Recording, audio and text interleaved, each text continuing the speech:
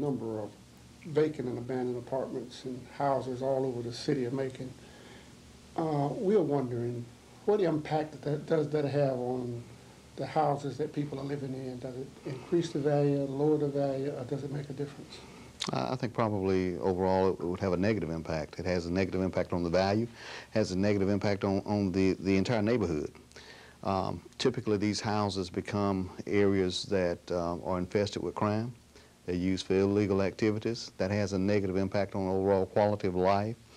The number of properties that are not maintained have a negative impact on those properties that are maintained, because the market value is derived from looking at comparable properties, what they would sell for in the real estate market.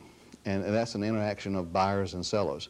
Well, think of yourself as a typical buyer. If you're in an area and you've got to make a decision, and we're basically talking about amenity properties or properties that people use for their homes and their families, and an investment that they're going to make, and you're saying, well, I can invest in this area, and there appears to be a fairly high incidence of crime in the area. The properties are run down. There are some owners that don't maintain their properties. There may be properties that are used for investment or rental, and the tenants are not there. They're boarded up. What kind of impact does that make on me? And chances are it's going to make a similar impact on whoever buys after you. And typically what happens is, if you buy, you're willing to pay less for those properties. That sort of has a negative impact on value. Why is it so many in the black community? Why is so many in the black neighborhoods? Why, I don't see any duplexes built in the white community. I don't see the kind of places that I see in the black community in any part of the white community. Is that because of the poverty or lower income level? Or? Some of that's vestiges from the past.